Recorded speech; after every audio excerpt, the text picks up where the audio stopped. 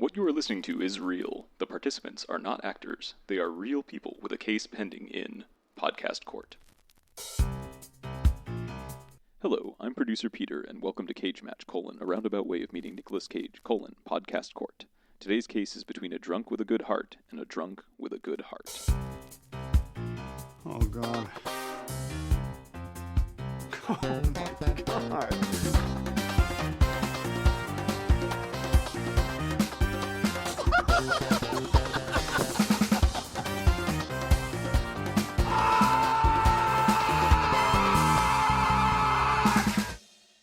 So I think my cat's gone completely deaf. I was going to say, it wouldn't be a regular Cage Match episode without you yelling at Taco at some point. Oh, Jesus. I'm just testing at this point. So she's gotten really good about screaming the songs of her people at all hours of the night. Mm-hmm. I'm woken up at least 3 times a night by this cat. Pete and Rico have a new thing. Speaking of songs of their people, they've just been sitting at the bar going, "Ay, Chihuahua." Holy shit. Oh my God. Why does Pete think that he can do that? Well, technically Pete was doing it first and then Rico started. Yeah, okay. Because they're both stupid and I love it. So I just recently was reminded of the term Flanderization. Is that where you unnecessarily left-hand something, or? Yeah, right. No, where it's like in a long-running show where a character just gets like simplified down to like its most basic premise and then just becomes like Ned Flanders. I mean, that's where it comes from. It's just like all of us. You know, a 3-dimensional character becomes like just the one thing. And that happened to Rico real quick. And now he's a person. I miss the hat mostly. So, Carlos, these are people that you don't know at all or give a shit about. So that's great conversation, right? Okay, cool. Well, Carlos, welcome. Thank you for being here. It's good to see you again. Yeah, thank you yeah, man, it's been a while. It's been a few years, man. Yeah, ever since you decided to leave me for DocuSign. We were going to make you sign a DocuSign and then thought it was maybe too rude. Yeah, we were going to send you an NDA. It's okay. DocuSign dumped me, so don't worry about it. Certainly no hard feelings. Right. No, not at all. After 8 years. So how do you and Nick know each other? We go back to the Hollywood Lights days. Yeah, we were warehouse office schlubs. Right.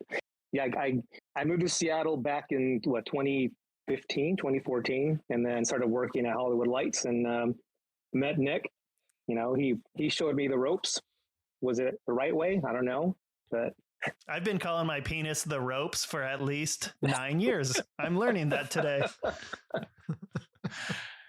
God, I hate that that's a good joke. Oh, man. It's all downhill from here. So, yeah, that's how far back we go, man. But you're back down in California where you have avocados and you don't have to endure the months of rain that we're currently starting up. No, I know, exactly. It's been nice having sunshine for 300 days out of the year. Having fruit trees in my backyard. Gotta love it.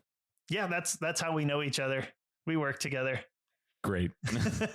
Good job. Nice introductions. We work and drank together. Yeah. But before we work together, you've done other like cool things. So like, okay, I'm always excited because you used to work with IMAX, like screening films or something, right? Like how did that job like really work out? I like to talk about this one because it's super weird because you watched movies for a living. No, that's cool as fuck. I want to know all about that. No, absolutely. No, I worked for IMAX in their post-production, digital post. So we did all the 3D 4K conversion for all their feature films. So basically I sat there, did all the conversions to DCPs and digital certified packages, or certified digital cinema packages. I've got a certified package. I bet you do. It's a dick. It's analog though. We basically had to QC them, basically watch them, make sure there wasn't any sort of digital hits, I definitely specialize more in the subtitle aspect of it. So I had to watch the movies in multiple language subtitles, sometimes 4 times a day, sometimes Same more. movie? Same movie. Did you know all the languages? No, we had a script in that language and we just followed it along. Oh, okay. Oh, You it didn't just sounds stare at awful. it and kind of go, yeah, that makes sense. Yeah, I'd buy that one. Like, I don't know. It's got all the right curves. After a while, you do you recognize, oh, wait a minute, this isn't Japanese, or Cyrillic isn't really Asian. So yeah, you start recognizing the characters, and when something doesn't seem right or fit. What's the worst movie you had to watch multiple times in one day? And why was it Leaving Las Vegas? Probably, I would say either Australia with Nicole Kidman and Hugh Jackman. Fuck, that's right. Right. Yeah. Okay. I mean, that was also like critically panned too. It's like one of those things where it's like, yeah, bad movies are bad movies. I want to know what your least favorite movie was that you had to watch multiple times that people thought was a good movie. We definitely did the anniversary for Titanic, and I had to watch that because it was converted to 3D, right? And the 3D subtitles, and that movie is long. So I had to watch that movie, I think, 3 times in one day. That's kind of suffering. That is more than an 8-hour a day. How do subtitles work in 3D? Do they come at you? But cause they can't just stay in the background if shit's in front of it. No, so in the beginning, we had to manually adjust them on the screen because they had to be on the right axis, right? And then after a couple of years, the subtitling companies, they figured out the formula on how to make those subtitles land on the right axis on the screen, so it's not behind. So when I first started, actually, I talk about bad movies. The first movie I had to work on was Green Hornet with Seth Rogen. Oh, nice. Oh, yeah. I had to sit there and manually adjust just about every subtitle that popped up because you had to make sure they were not sitting behind, the picture. They had to be in front of the picture. Yeah. But yeah, it was watching movies over and over again. Whatchamacallit? Lone Ranger was another one I had to watch multiple times. Oh, the Johnny Depp with fucking the People Eater. Yeah. I love that both of them are like old TV remakes or old radio play movie remakes that are just like nightmare stories. I had a friend who I think we're going to have on eventually who his first job was working at a local video rental store. And they got 8 copies of Halle Berry's Catwoman in, and they had to make sure they all worked. So his first week of work was just watching Catwoman. I'm pretty sure they were fucking with him, but that's what he got paid to do for a week. God, that movie's so bad too. Just ordering a fucking White Russian, hold the everything. It's like, you just want milk? Yes. I love the concept of getting up to change the movie and just swapping out one Catwoman DVD for the next Catwoman DVD. It's like, finally, it's over. Let me just put in the next film. And she begged me in that movie too. Oh, that's rough. I'm surprised they didn't get her Catwoman into The Flash. Oh God, that would have been so bad. I mean, it couldn't have hurt that movie any. No. Fair enough. Okay, so back to IMAX 3D films. Nicolas Cage has done 2 3D films in Drive Angry and Ghost Rider 2. Did you get to watch either of them? Nope. I don't think they made an IMAX version of those. That's a shame. A lot of them weren't made in IMAX version. They would shoot them in 2D, and then we'd get all the reels and convert them digitally to 3D. So, okay. So we would get reel by reel, and then we would go ahead and import all the files, and they'd start basically syncing because it's double images, right? So you have a left eye and a right eye. So once we get those files in, don't tell me what kind of eyes I've got. 2 right eyes. And then we would start basically compressing the files, and then having the left eye and right eye being compressed. And that can take, overnight. So hopefully you compress them correctly. So the next day somebody gets those files and starts ingesting them. Otherwise you fucked up. Oh, I'm sure. Oh yeah, it happened. That's before I moved to Seattle. That's where I bought Quit, because it happened with was it Clash of the Titans, the remake, the reboot? Caligula. I think it was Clash of the Titans. That would have been a nice Malcolm one to see in 3D, McDowell just busting. Was that the one that like notoriously just had the worst 3D ever? Like it just like didn't work. Caligula? So, yes.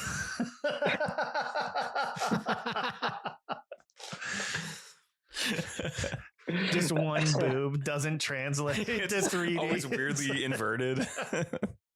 Jumps back and forth between like.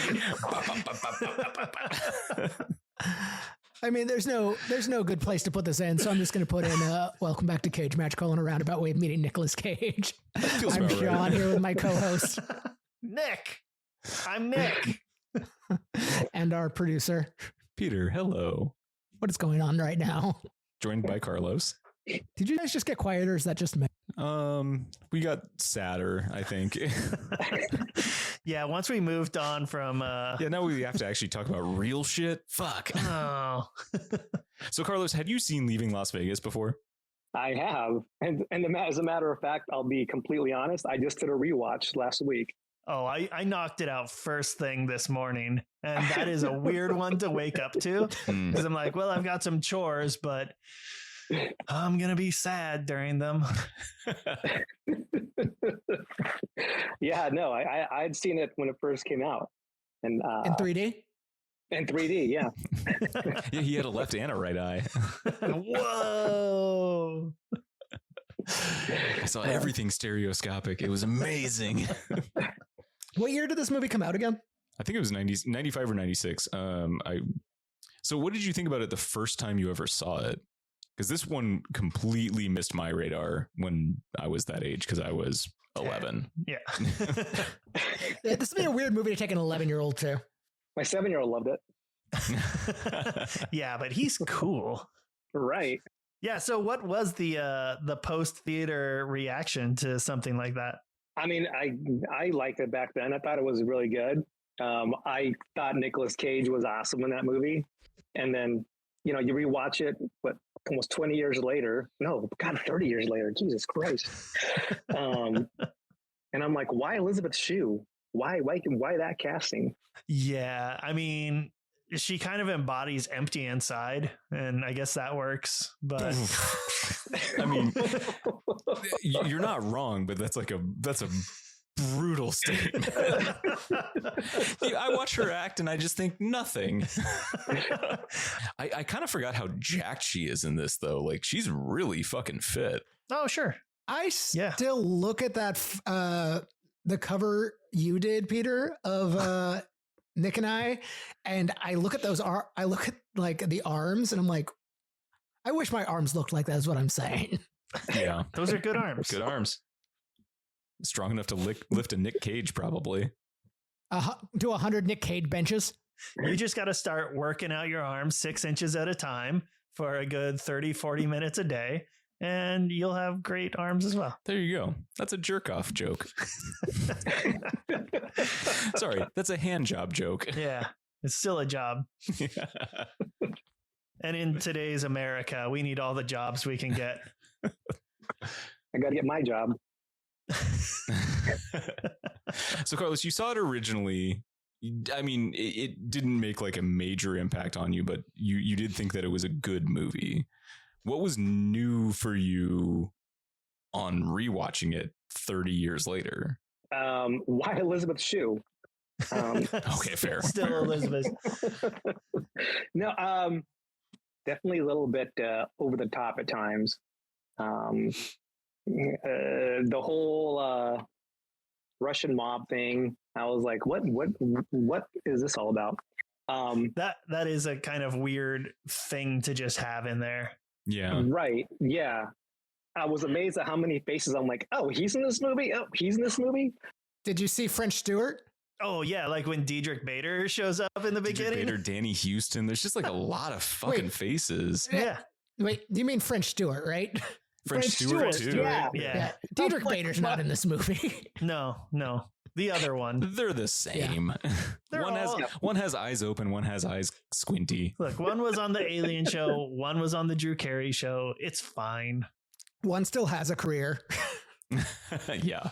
Also, I think Diedrich Bader is going to be in the Hallmark original Chiefs related football Christmas special as well. So obviously nailing it.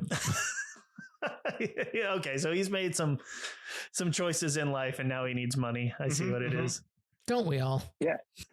Yeah, but you're right. Like Laurie Metcalf is the landlady at the fucking hotel. Right. You know, like these are all great castings for that time period too. Richard Lewis before he Richard Lewis. Right. You're like, holy shit, he looks alive. The guy from Wings, right? He's in there. Yeah, Steven Weber. Yeah. Which one's a Steven Weber? I've never seen Wings. He was also in the remake of The Shining, the made-for-TV remake. You're not helping Nick here. Yeah, I haven't even finished watching the original Shining. What? It's long. Watch it in 3D to check the subtitles. That might be what I need to do. Steven Weber. He was one of the guys that was he was the guy with having dinner with Richard Lewis. Lewis was the agent, and Steven Weber was, I guess, a new client, and they're hitting up those chicks at dinner. Yeah, no, I mean, there's a lot of things that I saw, and I'm like, wow, I don't know if this movie really holds up nowadays. I still think Nicolas Cage was awesome in it. Yeah, his performance is, I mean, understandably incredible. Well, yeah, he won the Oscar for it. I know Nicolas Cage, just the way he delivers his freaking, just any character. He's gung ho, man. I don't know. I know he gets a lot of shit, but I think he's fucking great whenever he gets the right role, even the wrong role. To be honest, he deserved that Oscar for that role. Well, I was thinking about that this week with his there is if you're not an aficionado of Nick Cage, there is Nick Cage is a bad actor. He's just the guy who makes and loud noises. But then you look at a role like this, or you look at the other movie we watched, Joe. It's just like there's so much depth to what he can do, and then you get a character like this in Leaving Las Vegas, where it's such a good and subtle performance at times that really does allow for him to just scream and throw tables, and it's kind of the best of everything he has. Yeah, no, I think he approaches everything fearlessly. He doesn't give a shit. I'm just gonna do it, and that's coming from an acting background. That's the guy I fucking do. I think there's been other performances where I've watched him and I'm just like, where did he come up with that shit? Even just little roles like in Kick-Ass. I fucking loved him as a dad in Kick-Ass. Big Daddy. Yeah, little subtleties, that he has that just are awesome. But yeah, this movie was definitely different from previously what he had done. So seeing all this when I first saw it definitely blew me away. And watching him again, I'm like, yeah, he deserves it for that role. Yeah, there were two things that really stood out to me, and we've talked about it before in the past, but his ability to play drunk in a scene is second to none. I mean, Colin Farrell spent most of his early acting career being fucking blasted drunk and acting. And that's because he's Irish, though. Right. And then he got sober and he still is a great actor. And Cage, in this case, he did all this deep fucking dive work on getting super drunk. And what he was able to do is actually turn that into something that is real and feels accurate. And the second thing that I was going to say is that this really does kind of blow me away every time, is that you shouldn't like him. He is a guy who fine, your wife left you because you were a drunk, and you lost your job because you were a drunk, and you decided to kill yourself because you were a drunk, and you're still kind of rooting for him. And that's a testament to, I mean, some of it is script, but some of it, or most of it is him. He fucking just crushes it as this character that you have sympathy for and empathy for whatever reason, even though he's not a good dude necessarily. He's not necessarily a bad dude. No, not a bad dude. Just a lost fucking soul. Yeah. And he's kind of a shitbag to her, He doesn't have to try and fuck that prostitute. sex worker, he chooses to do that in one of his drunk fugue states. And that like is what fractures his relationship with her. That's a shitty thing to do, but he still has all these other things about him that seem to redeem him. It's an interesting role for sure. No. And, and you get that in the beginning when he's being let go from the agency, when he's like, this is too generous. And they're like, we liked having you around, which goes to show that he was a well-liked guy. He just, hit some rock bottom depression. And the thing is, did his wife leave him because he was a drunk? Does it ever, discuss that she left him? Right. He even poses the question like twice of like, am I drinking because she left me, or did she leave me because I was drinking? Like, so it's always kind of open. And I have not finished the book. Clearly I got 20 pages into a scene that was like way too heavy. And I was like, I'll come back to this. This isn't a lunch break story. And closed forever out the window. It's sitting next to my computer at home. I know we've talked about his performance in this and how he like studied his own mannerisms when he was drunk, which is why I think it is so naturalistic. It's one thing to like act like, oh, this is how a drunk person acts. It's another thing to videotape yourself blacking out so you know how you act when you're drunk. It's like a dancer, right? You dance in front of a mirror to see if you're hitting that move, hitting that, that point. So same thing with acting, you definitely want to do, get in front of a mirror, see yourself, see if it's being delivered, believable. There's a lot of stuff that he's done in the past that impressed me so much. And as far as his ability to act, and sometimes people just look at him like this crappy actor who's not that great, just is a one note actor. But I disagree. I think he's has so many levels to him. In that vein, I think it's kind of like unfortunate that he gets so maligned as like a bad actor because he's in movies like this. But then like if you say Christopher Lee, everybody's like, oh yeah, Christopher Lee, he's a great actor. Well, fucking Christopher Lee is in Season of the Witch. That was a weird syphilitic king. He's like he's a working actor also. He's just in garbage movies all the time.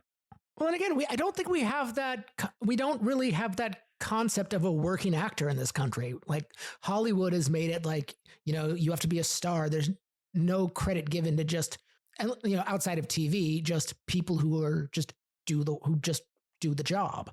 Right. And that's the thing. It's like, I've heard more people say, I don't want to be a star. I just want to be a working actor. I just want to work, for my craft, get paid for my craft. Well, sure, you got to say that for a little while because you're not a star. Like you don't want to look like an egotistical asshole. Yeah, you're just like, no, I'm in it because I love doing it. It's like, no, motherfucker, you want to get paid too. I want to get paid. Absolutely, you want to get paid. I'm trying to get that big podcast money. I'm next, Joe baby. Rogan. Watch out. I can't wait to sell out. People are gonna be talking to us in a make or break presidential situation in 28. Trust me on that. You can take that to the bank. Russell Brand 2028. Ooh, we're calling it now. Let's go. Oh, let's elect an English person. Why not? Fuck the rules.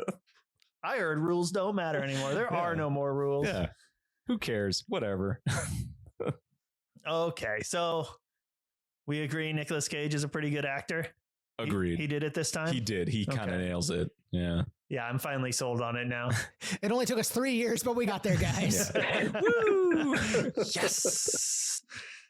But what do you think of the movie in general? The movie in general? Yeah, direction, cinematography, anything, music. Oh yeah, mostly music. Let's get that out of the way real quick. Yeah, both Sting songs sucked every time they played them. It's definitely dated, man. Oh my God. It's so hard. Like as soon as the music came back on and Josie was like, okay, I gotta go. It's like, fuck, I wish I could leave. Damn it. It's like Mike Figgis playing sax is not the fucking vibe that I need for this movie. Okay, what's worse as a repeated song in a soundtrack? This Sting song or the Black Eyed Peas in G-Force? G-Force Boom Boom Pow. Oh God, I don't know. I think I'd rather have Boom Boom Pow. If they had slipped one Boom Boom Pow into this, I would have been okay. Yeah, like the jazz precursor to Boom Boom Pow. Yeah, that's it. It was just so overdone. I'm just like, all right. Like I said, it was definitely dated for the time. You know, watching it now, I'm just like, Jesus Christ. It's almost as bad as an 80s movie with the freaking, music video montages like they did back then. Yeah, they did a good job of depressing us early, so that way we were ready to be depressed later. True. The ending also, I don't know. Oh, like ghost hand job or? Yes. And her last word is, I love him. I'm like, Jesus Christ. I'm like, all right. Yeah, I mean, their relationship is a tough one for me to swallow. Like, I can get into it. Tough one for her to swallow, too. All right. I stepped in that one. I'm sorry, everybody. I get that she's had trauma in her life and all these things, and he's sort of this doting doofus, but like, I just don't understand why she is so smitten with him so fast. Mm-hmm. Like, I get why he is with her. She's sort of this angelic creature that is taking care of him and interested in him, even though he's in this like suicide spiral.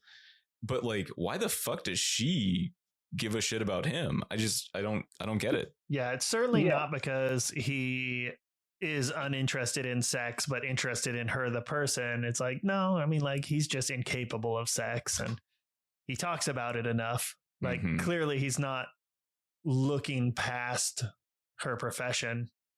What if he was actually really good at fucking? He did tell the girl in the bar that he was. And drunk people never lie. Oh, I fucking loved that scene too. That scene is so good. I'm very good at sex. Yeah. Trust me, it's going to be good. I promise. I'm very good at sex. That's how I got married. I just wanted to talk to you because you're so good looking. I love growling my compliments at a drink and hoping some lady hears it and just gets juiced up. How was speed dating, Sean? I don't like the term juiced up in this context. You've podcasted with Nick for fucking years. You know this was coming. Oh, speed dating's fun. It's a great way to try out material, especially on like record day. I'm like, okay, I can go like try out the worst stuff and I can see what gets a laugh. Well, next time you can try out juiced up. Yeah, good work. Hey, girl, I'm just here. I got 1 minute to get you juiced up. Let me hit you with some of these bangers. Oh, God. But Carlos, you actually do have a good perspective as somebody who like has watched a lot of films. What do you think about the like overall direction of this movie in general? Because my biggest concern or biggest challenge with this one is like, I think the performance fucking rules. I think the movie kind of sucks. I can understand that. And it's funny because I forgot it was Mike Figgis, but then I'm like, what else did he fucking do? And what's his production company again? It's like Red Mullet or Magic Mullet. Yeah. Red Mullet, right? Yeah. Yeah, it was. I didn't think it was that great as far as the direction goes. I think I'll say that like with the direction, there was one thing that this rewatch I found they do a pretty decent job. Like I mean the story's been rearranged a bit for good narrative reason, but they do a pretty decent job of like easing you into how shitty of a time you're about to have. Like they start you out with like, oh, let's like, he's drunk. Let's have a laugh at the drunk guy.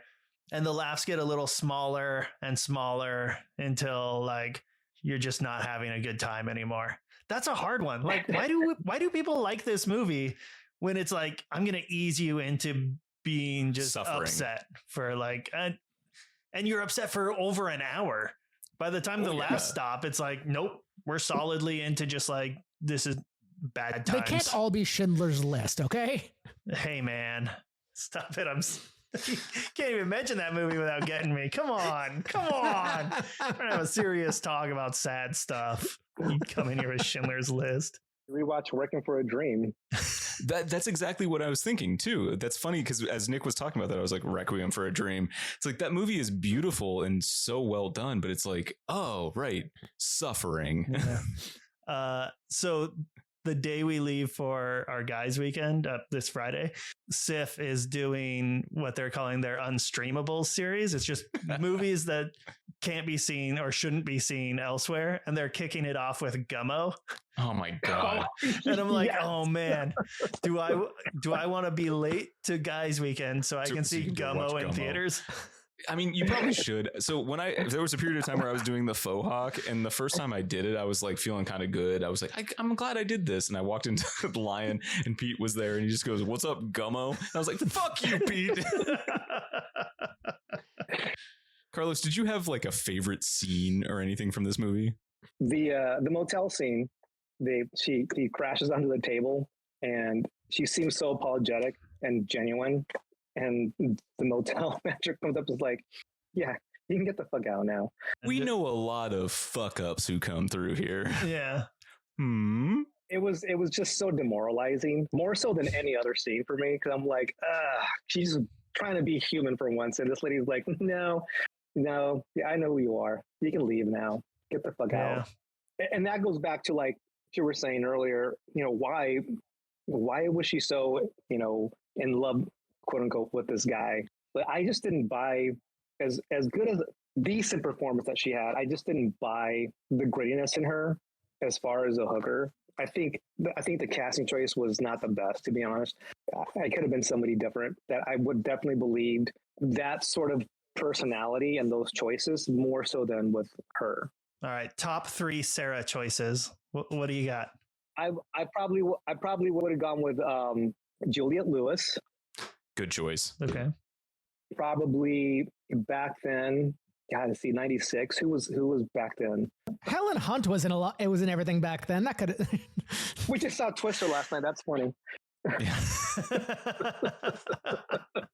Pretty much like the same movie. Same thing. What a horrible movie. God, it was horrible. I was going to say Bernhardt would be interesting, but like not hot enough for that. Yeah. Sandra Bernhardt. No. I think at that point, well, maybe her age would have been appropriate because she was awesome in, King of Comedy, playing sort of the same role, which is one of my favorite comedies. But yeah, that'd be a pretty interesting choice. I'd probably throw Christopher Lee in there. Christopher Lee, he definitely could have done it. He would have taken the role. He needs the work. Yeah. Working actors, man, Christopher Lee needs another summer house or whatever the fuck. Actually, just put enough makeup on him. He would pull off that like mid-90s Vegas hooker look. I think you just give him the whole like syphilitic thing, Oh yeah. Oh, just straight up like he's got the plague again. Yeah, why not? That's fair. You're looking for a good time. I can't wait until another hooker knocks on my window and I mistake it for somebody just trying to hang out. That's a life goal. Yeah, what's going on tonight? It's like, well, I got to go home. I just got off work, but if there's parties, I need to know. Yeah, man, what's popping? I'm an idiot. So this is more a question for our side of things. Was there something that you guys really felt was new and fresh this time? I mean, this is our third official watching of this movie. I mean, I think my decline into Dread was a little more fresh this time. It does kick off like kind of jovial enough. Like he whistle in that supermarket? I don't know. Mm-hmm. I was whistling. But yeah, then it's like, oh my God. And then like something would happen in the movie. I'm like, oh my God, we haven't even gotten to like the gang rape scene. Ugh.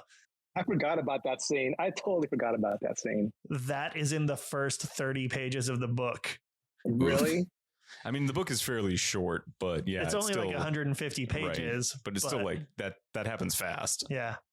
That's where I set it down because I was like, well, this is my lunch break. So I don't like this. Yeah. I mean, we're starting to get closer and closer to rewatches now. And it's one of those things where it being as fresh as it is, like Nick said, it's kind of, I think the dread is just starts at an earlier place because I'm so aware of what's happening. I think I focus a lot more on the individual performances for this one more than I do like the actual story because, as we've said, it is rough. This is not like something that is necessarily fun to watch and fun to rewatch.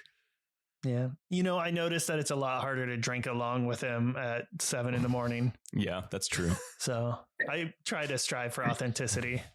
My only takeaway is that the other times I've watched this, I've been like so checked out for the beginning 12 minutes or whatever it is before the actual title card shows up, where it's like, it doesn't feel like it matters all that much to me. It's this fuck up guy, but this time I watched it again. I was like, these really do set the stage for why I care about that guy a little bit more. Those are the last moments where you get to like absorb whatever history and life he has. Right.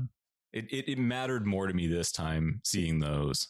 It's the only time you get to like see photos of his wife and child. Right. Carlos, had you watched the movie Joe that this one's going up against, or have you watched? I have not. There's an R&B artist named Joe who's going to be playing up in the like Seattle casino areas soon. What a fucking power play to just claim Joe. Yeah. All the commercials have been like something and Joe, and it's like Joe. Yeah, I was driving back from Tacoma where my wife's parents live, and it was just a big sign that said Joe, and I was like, "Fuck who? Yeah, Joe." Is that Fat Joe's new name now because he's not fat anymore? No, Fat Joe's still, I think, Fat Joe, or maybe he's like reformed Joe. Yeah. But well, this guy was an average Joe. What would be your like push for this movie? Like, why do you think that this movie belongs in the upper echelon of Cage movies? It sounds like you've got a good experience with Cage movies in general, good experience with movies in general. Why do you think that people should give a shit about Leaving Las Vegas and watch this movie? I think it's one of his top performances. I think, top 3 next to Adaptation, which I thought he was freaking awesome in Adaptation. One of my favorite movies. In which role? Yeah, which Kaufman did you prefer? Yeah, which one really sold it for you? And why Donald? Right, exactly. You guys knew that about Tim Burton and Superman with Nicolas Cage? I wish that would have come to fruition. That would have been awesome to see. It would have been incredible. I'm a little less thrilled about the long hair from the like production stills or like the costume stills we saw. I mean, that was prime Superman mullet era, though. Superman had longer hair in the comics.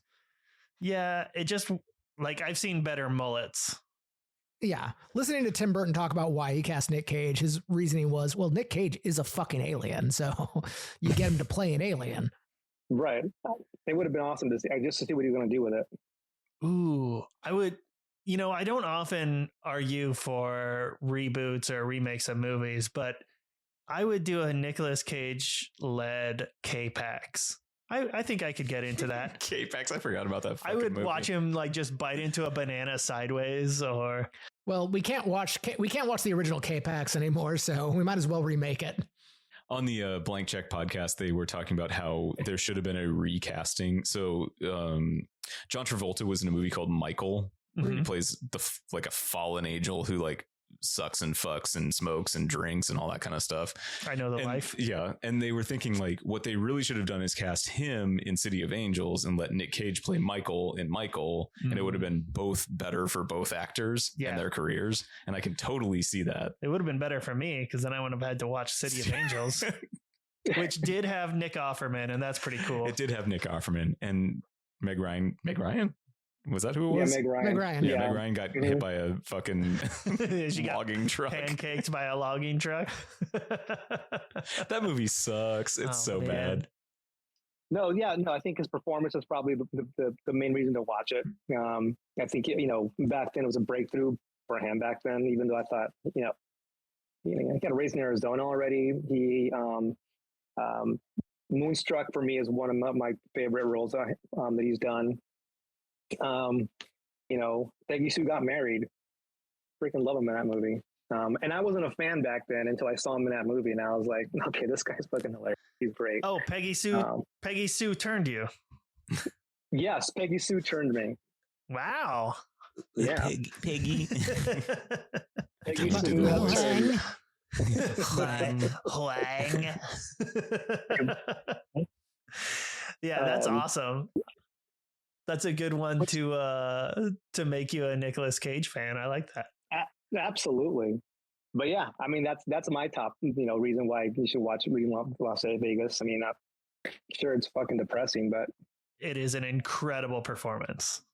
Yes. And for somebody who's known for his performances to provide something that is just so like just raw and clean. Right. I don't know if can you be raw and clean? I mean, isn't that what exfoliating's for? There you go. Yeah. Skin's freshest layer. Yeah. I just hit it with that pumice stone. That's what I was going to say, a loofah. Yeah, absolutely. Still a great performance. Still just one of his top performances and just one of Hollywood's just best performances, in my opinion. Yeah, I'm rarely so satisfied to be sad. Right. Yeah, no, agreed. I think one of the best performances he's had in his career. It led him to buying a castle. So there you go. Things went well and then didn't. Things went well, but not that well. Not castle well. Yeah, you were Superman or Action Comics 1 Castle and Tyrannosaurus Rex Skull successful for a little bit. Oh, but not long. 2 King Cobras. And 2 King Cobras. No, he doesn't have 1 King Cobra. He only has 1 Raven. To be fair, even after he bought them, he was often only in possession of 1 King Cobra. Fair enough. I thought you were talking about the beer, the malt liquor. No, he bought some Cobras and they kept getting out. So his neighbors complained because they were just loose Cobras. Stop having open air vents, man. Yeah. Well, Carlos, thank you a lot for coming on. I know scheduling with me is just the worst, but now we can get back to not texting each other the way friendships are meant to be. Perfect. Absolutely. Absolutely. The best friendships to have. All right, guys. It was a pleasure, man. Thanks for having me. So Nick Hornquack, officially first time on the podcast. Yes. And last. Yeah, I mean, probably. Let's be real. Let's just start off with facts. Yeah. I wanted to impress you too. Dang. Well, I mean, how long did it take you to actually listen to us? Actually, let's go back to the beginning. All right. Let's tell me about the original listening experience to Cage Match, because obviously we were in our darker days being our starting times, but yeah, short version is I first listened to your second episode. I think it was Adaptation, and I forgot the other one. And Army of One. Remember that name? Yes. Okay. And I was so upset over how you treated Adaptation that I vowed never to listen again and to find better friends. But then neither of those things happened, though. And then you proceeded to do nothing but go to the same bar every day. Yeah, that'll happen. And it turns out meeting people is hard when you do the same thing every day. Mm-hmm. And so I just eventually just do what I do. Skip town. No, thinking about it, actually, I'm pretty sure you learned that from Hornback. It is true. I have done this move before, just closer. But yeah, anyways, So I first listened to the Adaptation episode and Army of One won, and then I was very upset. That's kind of the short version. And but no, recently I've listened quite a bit more and enjoyed it, and I was like, oh, I should probably hang out with you guys. And so I'm glad that this podcast is what made you feel like you wanted to hang out with us. Yeah, that's the worst reason to decide to be our friend. Not the 5 years of friendship, but just listening to us talk in a room without you. Yeah, about dumb nonsense. It made me miss you guys. Yeah, so fair enough. All right. Yeah. And then you got the joy of coming on for arguably the most depressing head-to-head that we've had so far. Oh no, I'm excited about this, actually. I truly am. I've always kind of loved just depression moods in general. And I knew sadness would be the hook. Oh yeah, absolutely. And both these are obviously really sad movies. As I was walking over here, it was a really dreary November day, and it really just set the mood right for both these films. And ultimately, I do strongly believe that Joe is a much more depressing movie than Leaving Las Vegas. And so for that reason, I thoroughly enjoyed both, but Joe is by far better. Wow, getting right into it. All right. It's nice and strong. I will agree that Joe definitely comes out arguing to be a stronger sad film, because you are told from the beginning that Nicolas Cage is going to kill himself through drinking in Leaving Las Vegas from the beginning. Like you just know. So if you're upset at the end that he does exactly what they tell you he's going to do, it's like, well, you need to change your expectations. It was on the tin. Stop trying to fix people. Right. Yeah, but also Joe is very depressing from the beginning as well, and it's like this is not going to be uplifting, especially with how many times they have happy, uplifting scenes. You just know, oh man, this isn't going to work out. I mean, there's a couple, but ultimately, just about every scene I do find is just soul crushing and sad in that movie and in the movie Joe.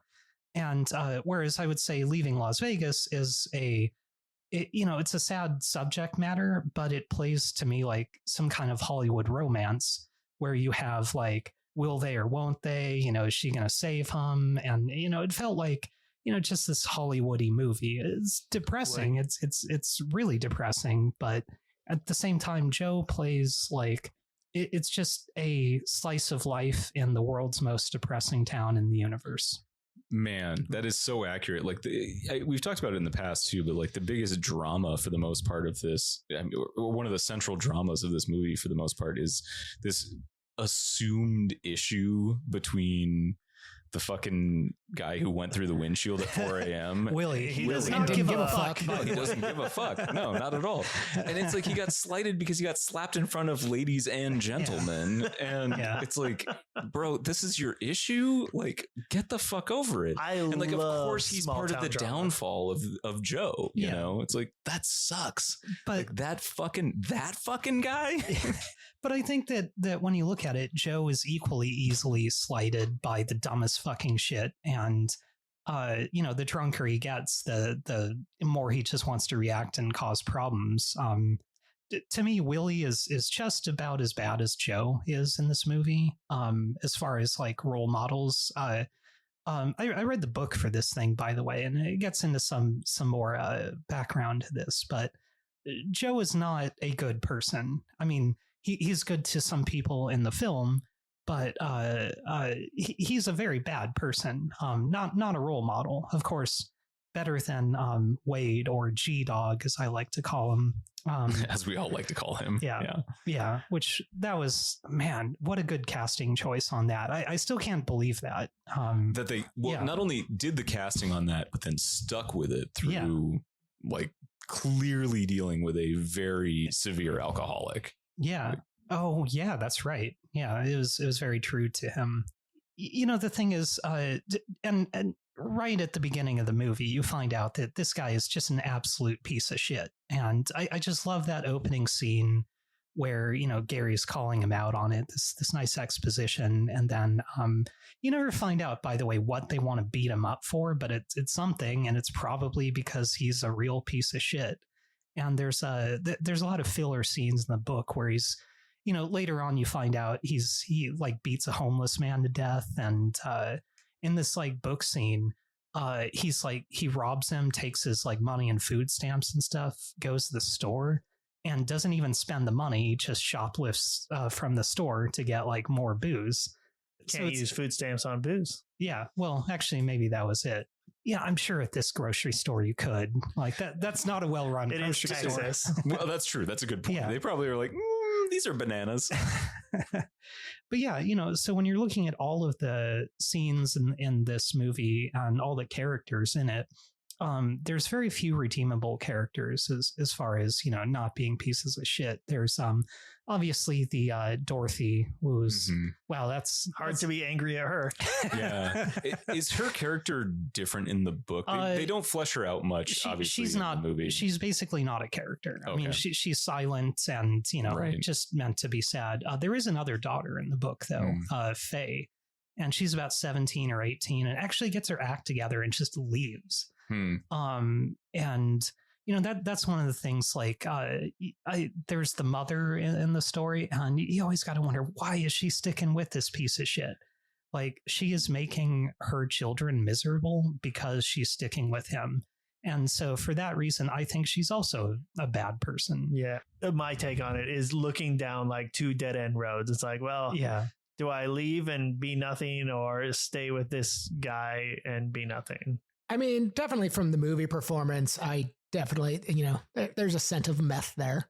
Oh, yeah. She certainly has some kind of like substance issue in the film. Yeah. But who doesn't? Yeah. Except from Gary.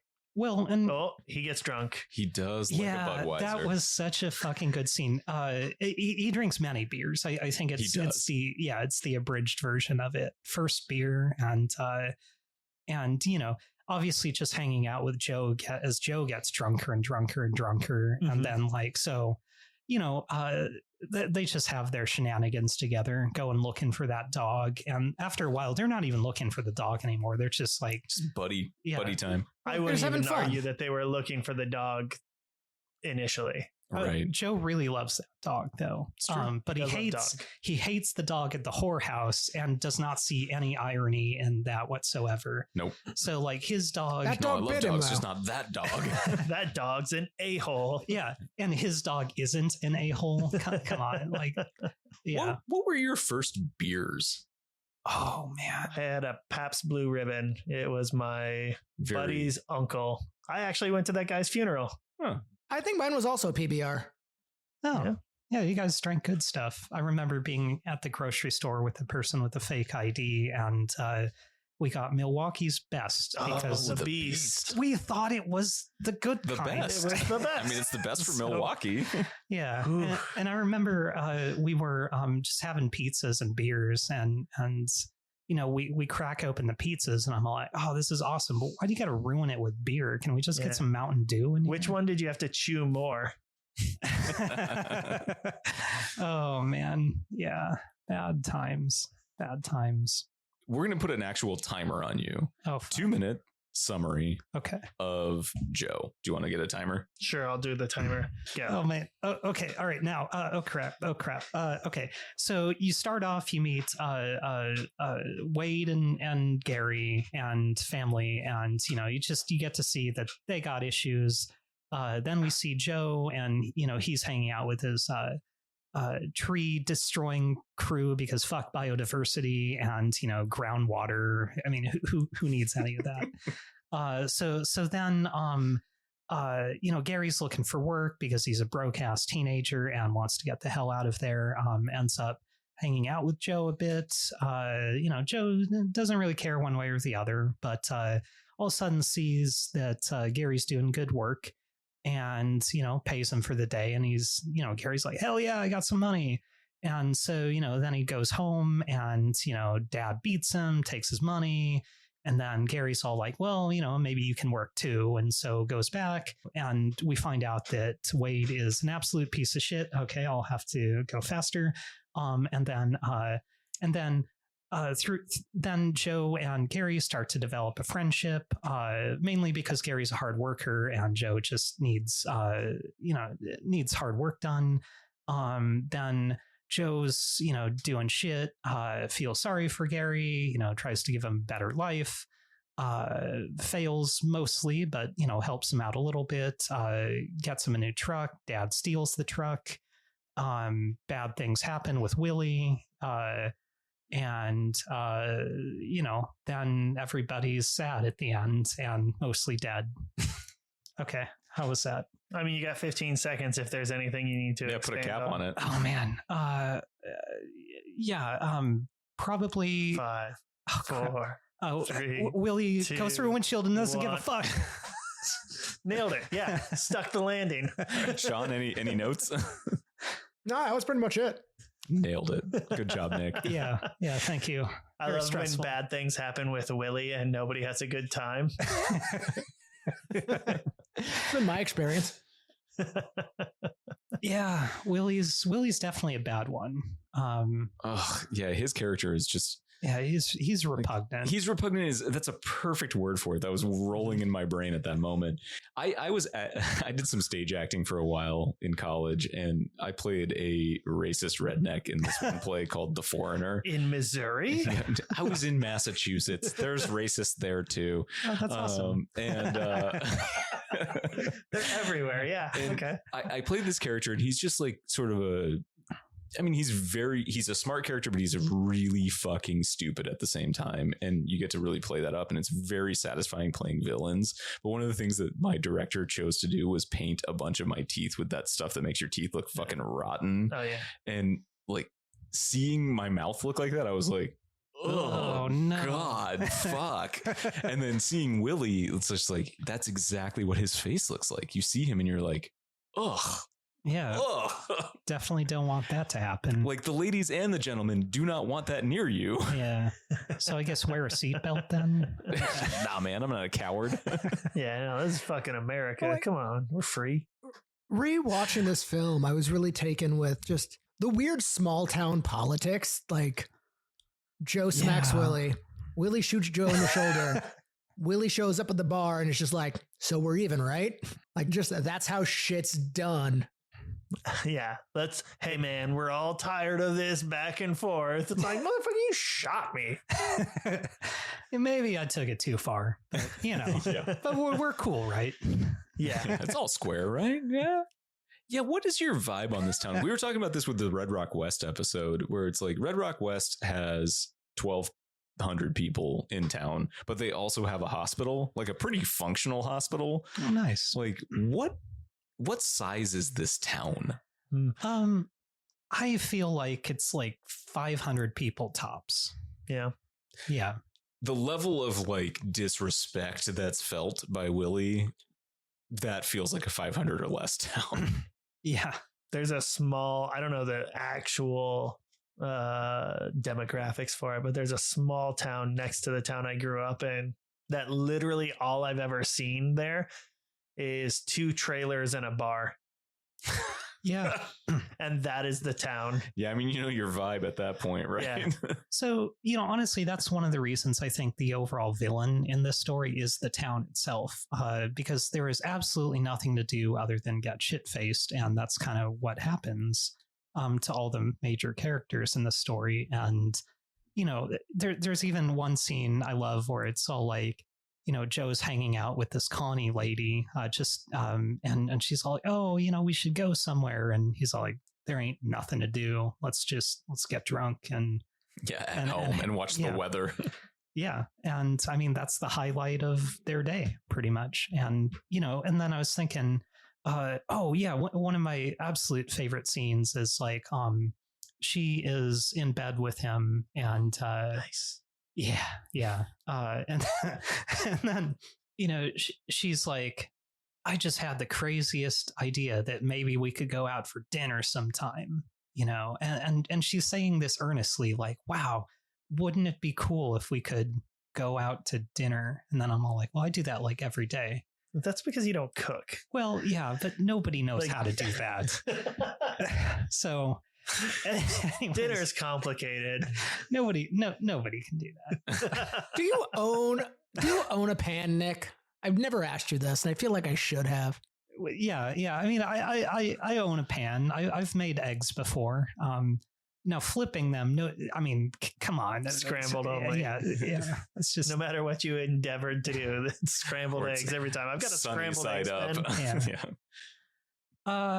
But yeah. So they're never going to go out to dinner because there's absolutely nothing to do in this town, and they're just going to get shit faced, and and that's totally accepted and normal. And that reminds me of another thing that was just freaking hilarious in this movie is how absolutely worthless the cops are in this shithole town. I love that. Like, that scene where he just slaps that fucking rookie around, and like knocks the gun out of his hat hand. out. Yeah. And by the way, like, he's all like giving him shit because it's like, oh, I didn't do nothing. I'm totally cool. Yeah, fucking right, dude. He's like, he's pounding whiskey, and like, then like, you were definitely drunk driving right he's now. All over the fucking road, and he, of course, he doesn't realize it. So I choose to believe that this cop absolutely should have tried to get this guy off the road. Now, to be fair, he might have been driving erratically because he just got a Hummer. Yeah, true. That's true. Just got blown. Yeah. Oh man, that was such a weird scene too. When he's like trying to. What's your favorite color? Yeah, I don't know. I'm just going to focus on that snowflake. He wants some intimacy. Yeah, I choose to believe that he's desperately searching for a connection with, a human being. I think the only person he's actually like interested in is the owner of the whorehouse, Merle or whatever. Merle. Boy, what an unfortunate name, Merle. That is not a good prostitute name. It's a good small. I don't care if you're the madam. I feel like that's actually not. A good madam name, though. Merle. I don't know. There's something You're not about gonna fuck with a Merle. You're not going to fuck with a Merle is right. Thank you, Sean. Yeah, I'm not going to fuck a Merle either. Well, I don't That's think the problem. I don't think he wants to. Most people don't want to fuck the madam. Yeah. He does. He does. Joe does. Joe's old fashioned. Yeah. Maybe it's just a Texas thing. He's got like Merle Haggard on the mind and he's just like hard. Do you think he puts Merle Haggard on while getting down with Merle? Absolutely. Oh my God. What's the horniest Merle Haggard song? I wish there were more songs about like people named Nick, so that way I could listen to Nick-based music while getting down. I feel like Christmas is coming up. We got there's a lot of old Saint Nick. Yeah, you can only get down to Christmas. A lot of Christmas coming stuff. So yeah, that's tough. It's the only way I can nut. For me. That's a hard rhythm. Like Jingle Bells is a hard rhythm to keep up to. There's no rhythm. You're right. There's a rhythm. Everything has a rhythm. I mean, no. Not Jingle Bells. Jingle Bells does have a rhythm. It's just a weird one to fuck to. Nick's into that experimental jazz. That's true. Now the bass is going to take a walk. You can't fuck to jazz. You can fuck to anything. Yeah. All right. I like silence though. I love banging in fucking the silence. silence. Just want to hear my own noises. Set up the noise canceling machines all over. It's just white noise. Yeah. That's what I refer to myself as. What new shit did you guys notice this time? I actually do have one because I watched it a couple times in preparation. Yeah. So the first scene when Gary meets Joe really stuck out at me.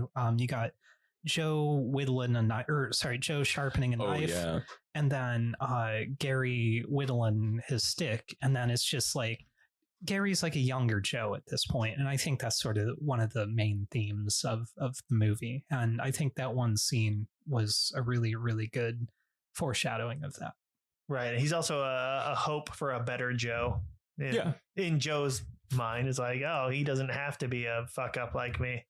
Yeah, we can teach him how to use the lighter. He can. No, I think that's true though. That's the optimism of this movie that kind of gets lost in something like Leaving Las Vegas. Is that there is this sort of like hope that Gary cannot fuck up as badly as Joe did. And it's a manufactured scene, but they put a bookend on it in the end of the film with him now planting trees to live instead of killing trees. Right. So yeah, but I'd also say that toward the end of the film, Gary's he wants to do the justice, which means he's going to go away and get into a life of crime. Like he wants to be the one to do it. And so I think ultimately Joe saves him from this, but otherwise he would not have been successful at, maybe living a better life. I really was paying attention to the scene where Wade kills the other homeless guy. I never really looked at how a brutal scene. Yeah, but just how the build up to that, I've either forgot or just missed the slow intentionality behind it, him kicking the dirt off the chunk of metal that he can grab, and really how that wasn't an act of desperation for alcohol. That was just he saw something he wanted and took it. And it's one of those things where you have the scene with him too drunk to get up, so he's just trying to amuse his son, the popping and locking scene. It's charming drunk, nice guy who probably means well enough when he's sober. No, just fucking monster. Just really is. Not every angry drunk is angry all the time. Nothing he does is for anyone but him. Yeah, that's very true. The other thing, just in terms of Nicolas Cage, this is just one of those films that Nicolas Cage just disappears into. Like, it's him, you see his face, but it's just like, that's not Nick Cage, that's Joe. Like, it's one of those characters you can just lose the actor in. A really good point. And I think that fits for both of these movies too. He does really embody these two characters in a pretty powerful way. And he has wildly different physicalities for both of them too. So to put them up against each other, this is one of our bigger Nicolas Cages in Joe. Right. Versus more of a wasting away, jaundiced, falling down kind of style. Yeah. Real Pete Styles.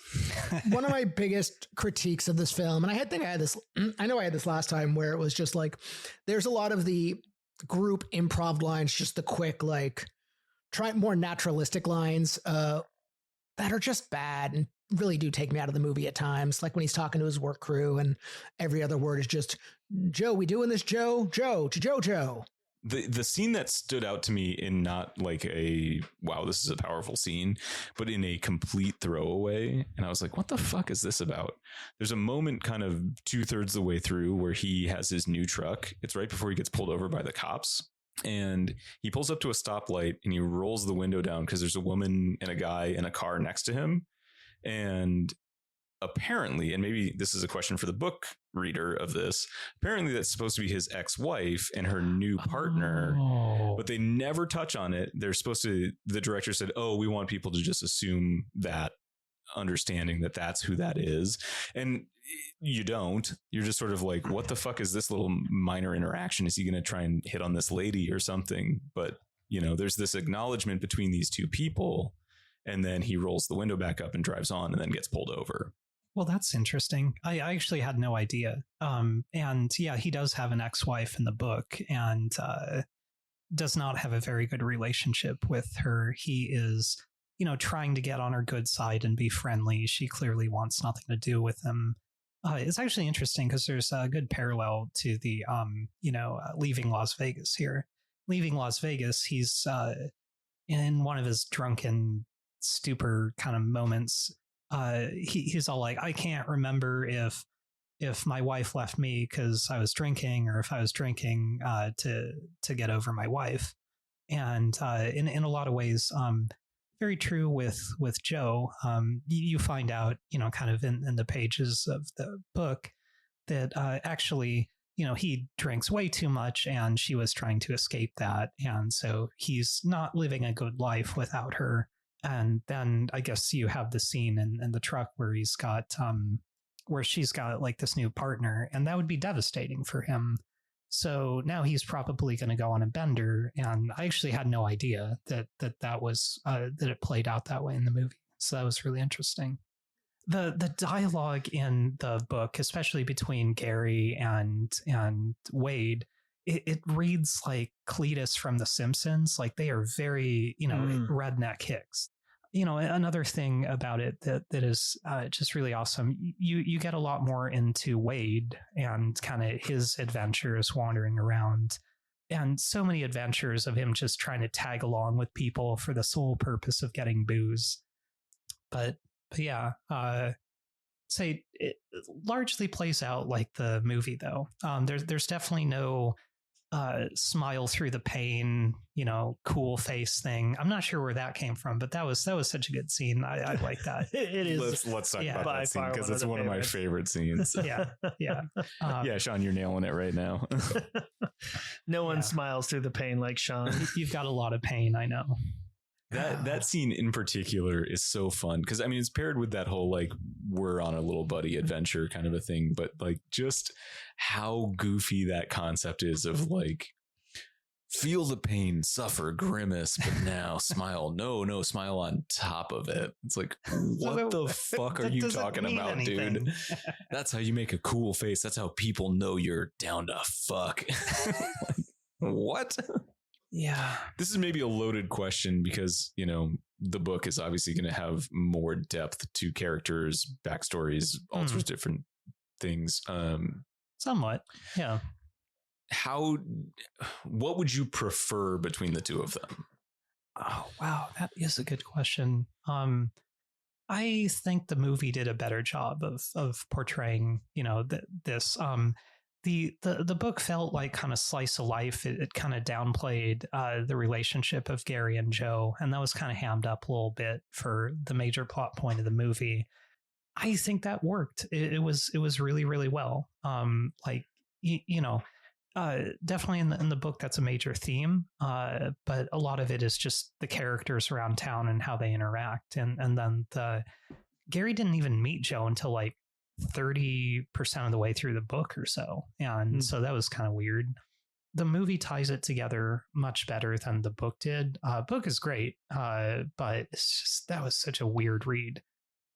Trying to think of other things that are so amazing about this movie. Actually, I'm curious about your note sheet. Yeah, you have a lot of things written down. Okay, so what I did. Can I point at one and you just read it? Yeah, sure. Yeah, read me that part. Oh yeah, that was. Why are you pointing at his ding dong?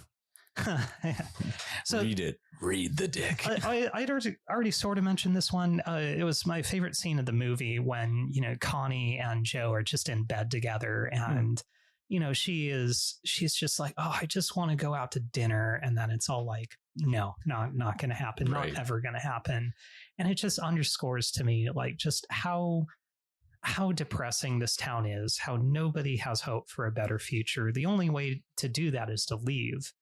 Actually, come to think of it, like that's definitely why Gary wants that truck so bad. He's just trying to get his sister and get the hell out of there.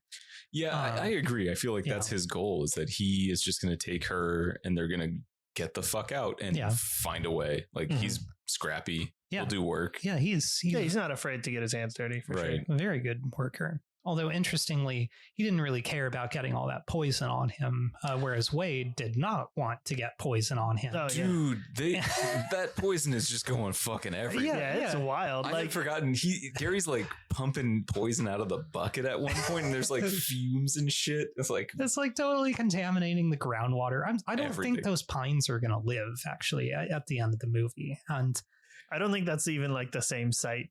I think that's the whole circle of that story, but yeah, I mean, it probably is not the exact same site. I mean, they most likely killed a bunch of plants, killed a bunch of trees 3 years ago over there, and then waited, let it go fallow, and then plant new shit. But I was reading stories about like tree poisoners, because I was all like, this cannot possibly incredible be a real thing. And then some person got caught a few years ago trying to clear out some trees with some poison to get a better view on their property, and they had to do this whole like big soil reclamation project where they had to totally dig up like tons of the soil, like literal tons. Yeah, because otherwise like nothing would ever grow there because like this poison. And so I don't think they care. I don't think Joe gives a shit about any of this, because he's not a moral guy is the thing. Like he treats people around him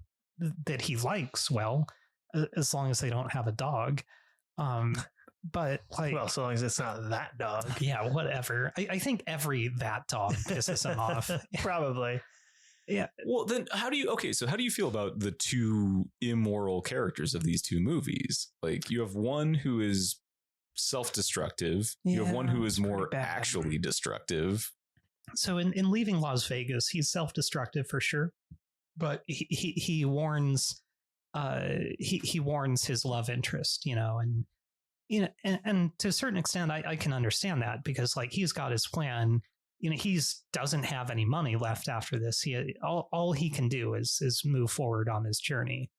Off this mortal coil. Yeah, yes. I mean, he's going to die, and that's going to happen. But he's obviously not trying to take anyone down with him. So it's all like not trying to leave a mess for this lady. But of course, they kind of get into it anyway. Well, you still want to surround yourself with yes men too. Like you don't want to like take somebody in who's going to fight you. Yeah. In your last couple of months of drunkenness, like you just want to die. I hear that. So anyways, then you have Joe. I'll cut our laughter out of that. Please, just let it be sad. Okay, Wade would be obviously the worst person in this, probably even worse than Willie, I think. Yeah. Willie's obviously a very bad guy, but like, he's bad in like the way a child can be bad. Well, I mean, at the end, he's doing some unscrupulous things. That's true. That's true. We wouldn't want. I don't know. Wade is just such a piece of shit. Like, think of like the absolute worst person that you've ever met in your life, and then imagine that they're now having a family, and then give it like 15 years later from that. And that's what this movie is. I knew a guy like this in high school that, like, had a bunch of kids with his girlfriend or whatever, and would like beat her and, just be like a total drunk piece of shit. And all I could think of is this guy, older now, total sociopath, kind of person, with like a battered wife and children, and like it feels very real to me. Like there is no redeemable qualities to Wade. I'm still wondering where that G-Dog sweater came from. It's so cool. I wish I had a leather it is jacket. pretty cool. I'm pretty sure that is... So that's not part of the book at all, right? Yeah, no, I have no idea. No, I think that is just tied to the actor. Oh, that's awesome. Like that's what he auditioned in? Pretty sure. So I choose to believe he beat another homeless dude to death, and that was the sweater he was wearing. He may have. It's also like a Letterman's Highlander jacket, rules. kind of. Yeah, exactly. Yeah. There can be only one. Oh, by the way, you had mentioned how like deliberate that was. Yeah, it plays out that way in the book. He is like inching closer and closer, and definitely on a mission to grab the bottle. But for whatever reason, he's gonna do it by killing him. And well, he's got a woof in him, and he can work. He can work. He can swing if he wants to. Yeah. I love how he mouths off to the guy when he's trying to do legitimate work, and he's all like, I've done all the work I'm gonna do today. You ain't done shit. I know. I love how he just talks back to that guy. He's like, fuck you, man. I've done shit but drink my water. Yeah. Why am I not getting paid? Fuck you, Gary. I just... Wow, it almost felt a little bit unbelievable if I didn't know somebody kind of like that. And, people with substance problems like that are so hard to work with. I've done it a few times, and it's never good because they suck and they don't believe they suck. Yeah, I mean, that's a huge part of like being that far gone, is the inability to like see the forest for the trees. Like, your reality is so different from the reality other people have dealing with you.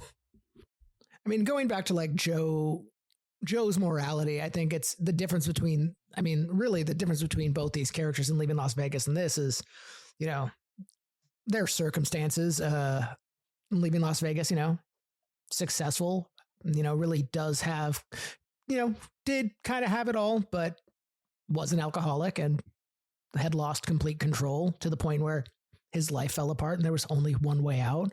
Whereas, Joe's just trying to get by. And I think he is trying to do the best he can. But like you said, like the town is the villain. So what do you do when you have no other way out? You just survive.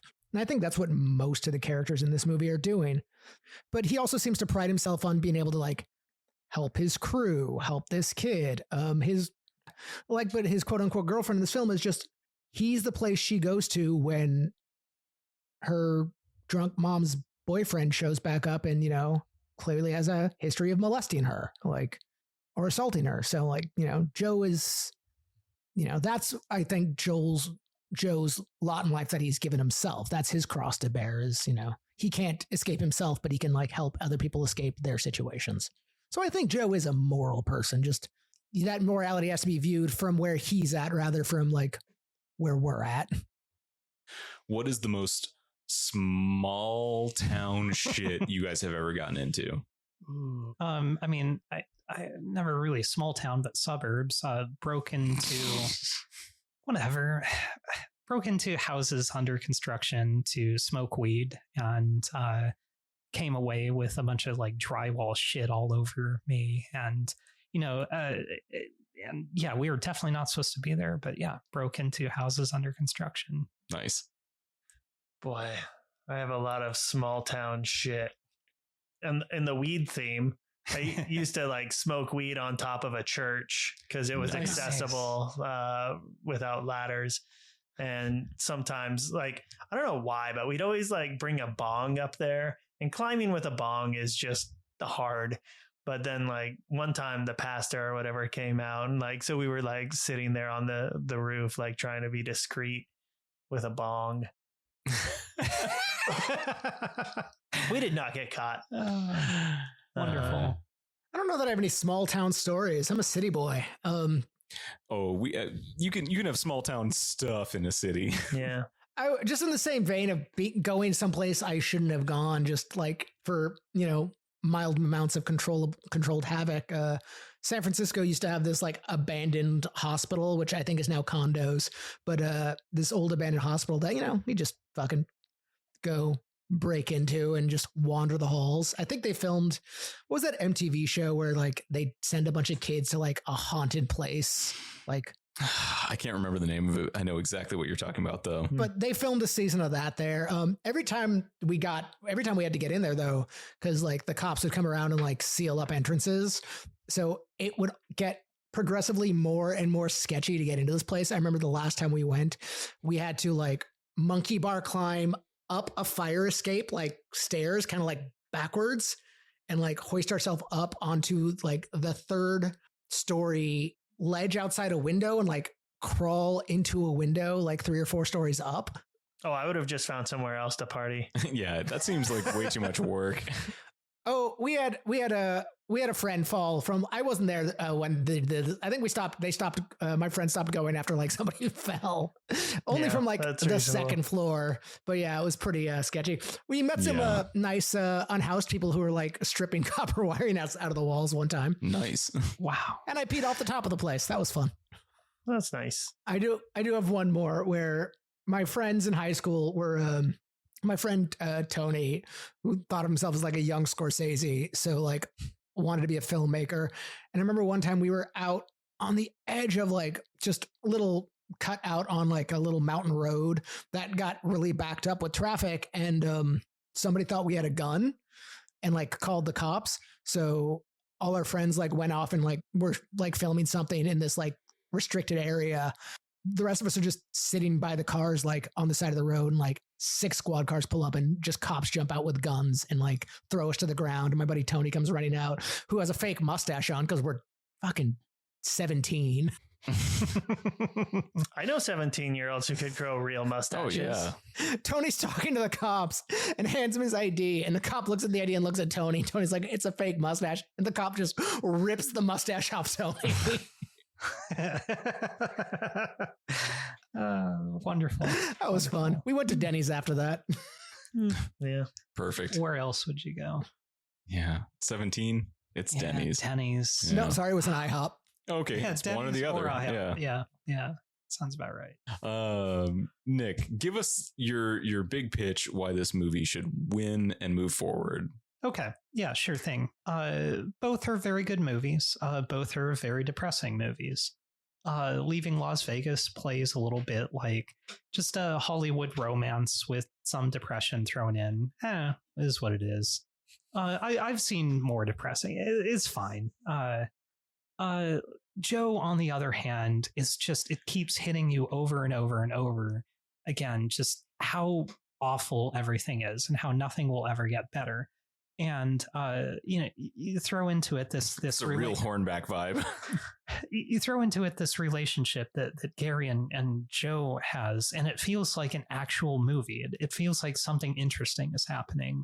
You have characters, you have people that are real, and they're behaving like kind of normal people would in these like horrible circumstances. There's so much flavor to this, everything from the things that they buy at the grocery store, if you can even call that a grocery store, to the kind of work that they do. Like the best work around town is poisoning trees.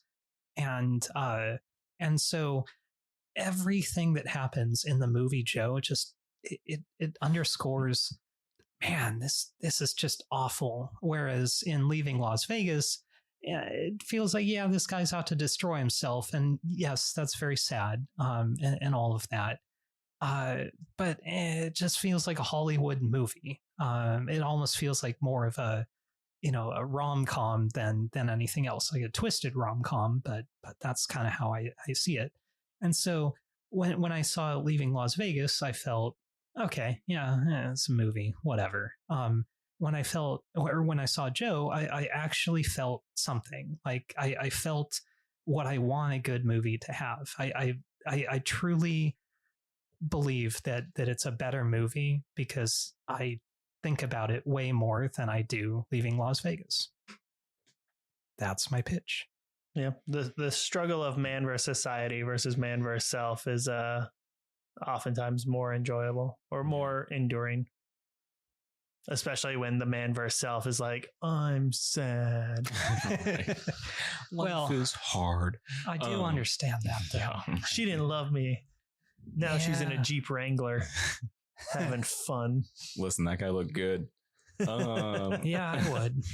Everybody looks good in a Jeep Wrangler. Of course they do. The top comes off. Come on. It's part of the appeal. My ex is just in a Subaru or a gazebo.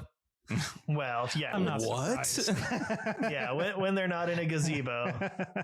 They're in a Subaru. Okay. I hate to just completely cut this off, but we do have to do our wrap up section before I have to be back on parent duty. Okay, so, goodbye. See you later forever. Yeah, no, I'm glad you were here, Nick. Thank you for that was a joining nice, us. clean get out of my basement. Yeah. And I'll get out of your basement. Yeah. Yeah, that's fine. Do you have anything you want to pitch before you go? Oh, yeah, I do Open have forum. something that I need to pitch. Everybody needs to use the Firefox web browser and Linux. Oh, Linux. Linux. Okay. Do we have time for this? No. You've got 1 minute. Okay, so when you look at operating system kernels, I'm cutting you off already. Wait, okay. Just tell me about a barcode real quick. Just one. Yeah, give us your favorite barcode. data matrix is by far the best barcode. Okay. Yeah. That's a solid ending. Thank you very much for coming on. Thanks for being here, Nick. Everybody, data matrices, matrices. Yeah, it is what you want. And Joe. Linux. And Joe. Joe, Firefox. Linux, Firefox, data matrix. These like QR codes. QR is bullshit. Yeah. We'll wait until now they we can talk leave before. mad shit. Oh. Fuck that guy. He Oh, was yeah. terrible. Now is the mad shit time. We'll wait till they leave for the compliments. Yeah, exactly. No, that was good, Nick. Nice job. Crushing it, brother. Yeah, Nick went to the inaugural meat bucket and Yep. Oh man, they had a hard time. yeah. Nick came to the mushroom party. Yeah, Nick Yeah. was Because we at had the mushroom That was sauna. pretty mellow. That's right. And Yeah, Nick Yeah. did not like the massage chair. yeah, I mean, it was pretty aggressive. I liked it. It got in the butthole. Yeah. Once it locks your calves and forearms in and it goes straight for the butthole and you're just like, this is the worst electric chair ever. Death bomb. I'm dying but coming. A little anal shiatsu. I learned a lot about myself on that trip, and what I learned was I like butt play. I Yeah. thought Nick did a good job. Nick did a great job. I think both guests did a good job. I feel like we didn't give Leaving Las Vegas as much attention that we did with Joe, but We had the benefit of Nick having read Joe and having something new to bring to the table rather than just talking about the film itself. So there was more there to digest, I feel. Carlos just has like industry conversation. Oh, Yeah. I forgot to talk to Carlos about his Johnsonville Brat commercial. okay, wait. So your homework now is to ask him about that and give just a side recording, and we will just insert it at some point. I've talked to him about it so many times. It's something that he did while we were working together. Fucking awesome. Yeah. And then every day when I would see him, I'd be like, Carlos has Johnsonville Brats. He's like, I didn't have a speaking role. I was just there. I enjoyed them. I was just a dad whose family left him for brats. Oh, all I did was bring regular hot dogs. I'm like a fool. Well, shit. I don't know. This is a tricky one for me. I've kind of waffled back and forth the last couple days. You know, I watched both these movies recently. talking to both these guys, it was interesting. It's like I could be swayed either way. Sure. I think you know, one has like a fucking award-winning performance, and one is a movie I like more, even though it's depressing as fuck. No, that's a pretty relatable take on it. Leaving Las Vegas is, you know, critically Nicolas Cage's best performance. He does such a really good job. It's just at times I wish the role was broader. I get a little tired. I'm exhausted from watching it. I mean, it's a terrific film. He nails it across the board. You're watching a guy be a fucking mess all the time. There isn't like moments of getting it back together. So it's like a real slog. With Joe, I mean, he's a mess, but there's times where he's a role model, or, you know, he's a hero. There's just other things to grab onto for the character. It's not so much just slide with him into oblivion. Oh no, I saw Sean blink. They're still there. We know you're still there. Yeah. You can't pretend that the internet froze. No, I was just trying to put my thoughts together.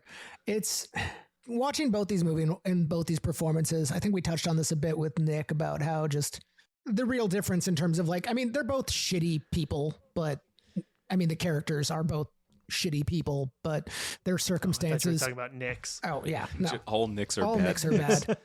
We've got a Every moment Nick- of confusion now. Every Nick is a jick. It still sounds like a fucking like bad slur. Well, especially when you say it like that. These fucking jicks.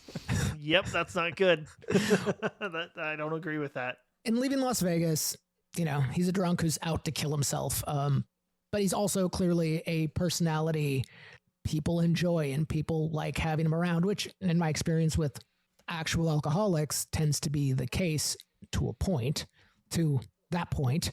Whereas, you know, Joe is more of a heroic figure, whereas Joe's life is shit, but he tries to actively uplift other people and just try and stay out of trouble while he can do it. Like the job of a role model is kind of foisted upon him. No, and it's really hard watching both these great characters and having to decide what should go forward. And I think for this one, for me, it's really going to come down to which movie I enjoy more at this point. You touched on the ultimate outcome for both characters a little bit there. And I really enjoyed that both characters have the same kind of like inciting incident for what makes them so depressing.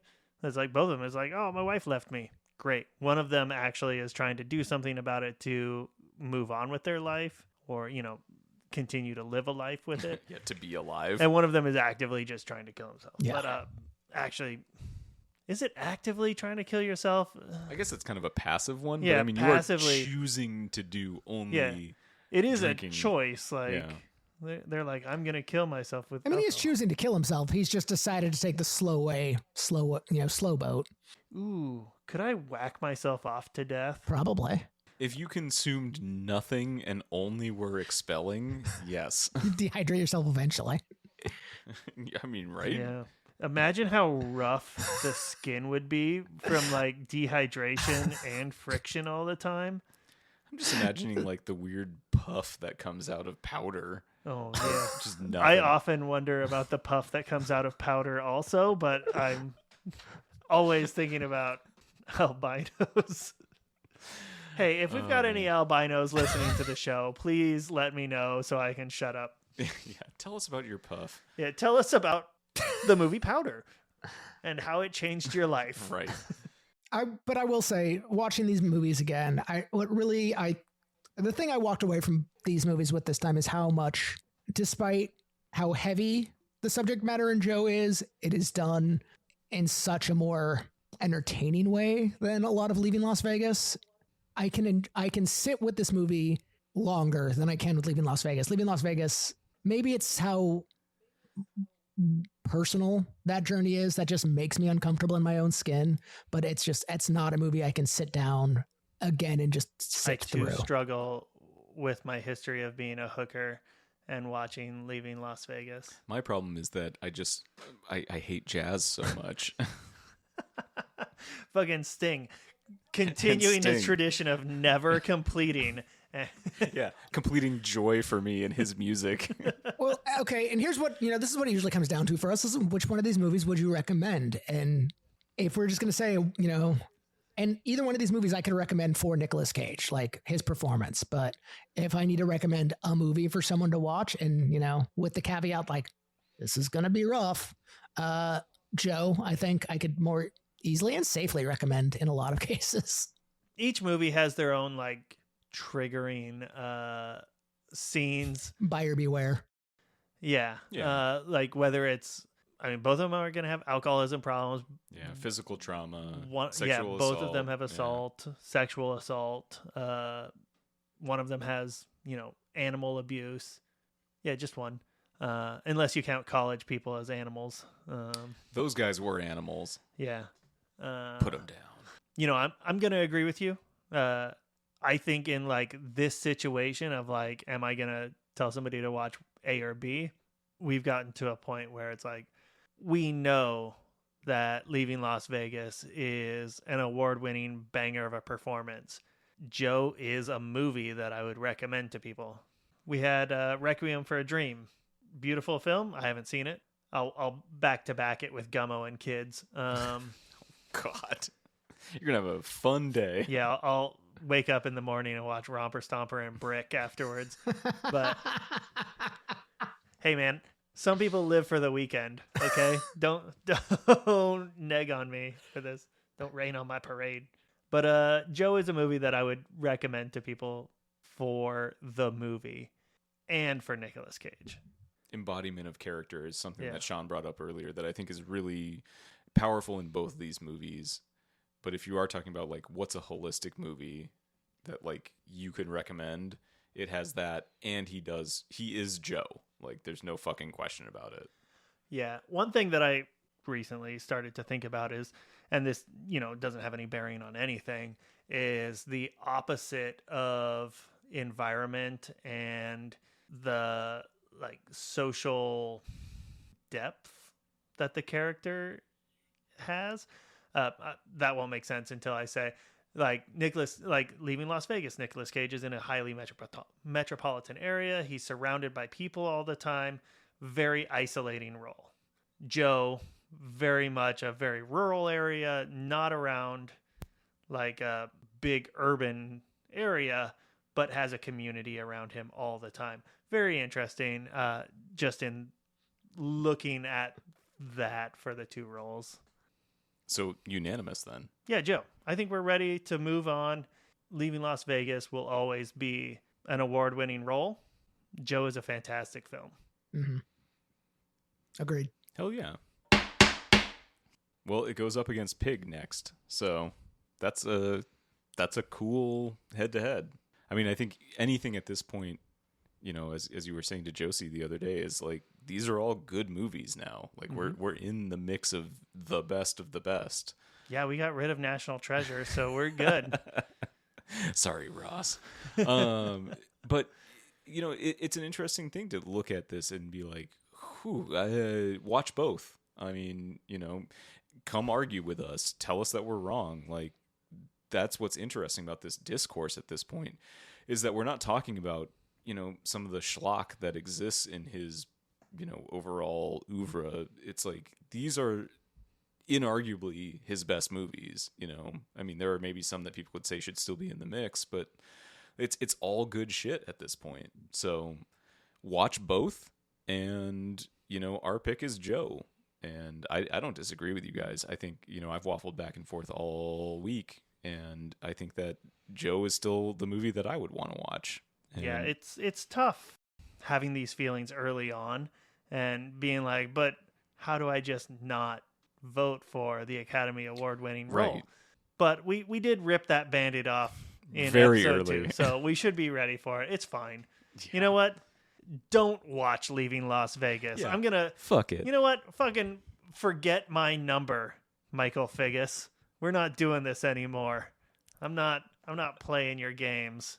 You can no longer play sax outside of my window, Mike Figgis. Yeah.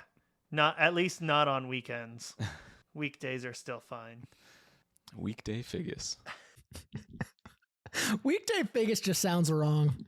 It does sound like a sex act somehow, but also still involving a saxophone.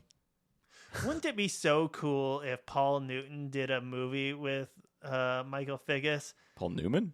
Yeah. You said Newton, but... Oh, sorry. I was thinking about Fig Newtons. Oh, yeah. But we could have... As you do. Some Paul Newman, like Fig Newtons, but with yeah. Michael Figgis. So some Figgis Newmans. My brain just fucking melted. I love to say things that are so dumb. That one took me a second. All right. I put Anyway, a lot of work into getting dumber. thank you all for listening. Thank you for being part of Cage Match. If you want to chat with us at all, we are on social media at cage_match_pod. If you want to support us on Patreon, we are at Cage Match Pod. Special thanks to our Sparkle buddies, Josh, Sean, Josie, Rico, Matt, Adam, and Bill, and to our cage dancers, Ira, John, Freeman, Lance, Nathan, and Cameron. I did it. Kind of. Asterisk. Once you edit all the bad parts out, Oh, it's gonna be great. I'm and I'm so gonna sound good like at a that. dickhead. Yeah, I'm just gonna leave this part at the end. Uh-huh. Yeah. Figgis Newman. There was a No more. We're already dead. bye-bye.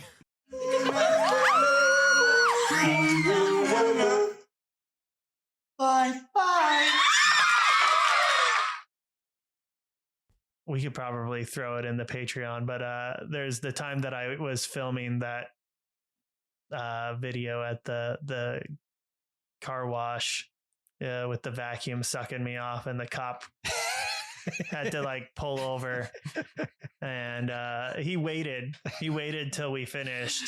Oh, that was generous. Yeah, and then he comes up and he's like, "Do you guys have permission to be here?" And we're like from the owner? No, but we paid for the vacuum. And the cop was like, "Yeah, I saw that. I had to pull over. I was laughing too hard. We'll carry on elsewhere." And then we left and he left. But I have the video still. We could throw that in the Patreon. Oh, yeah, for I'll the share Patreon. that. That's Yeah. fine.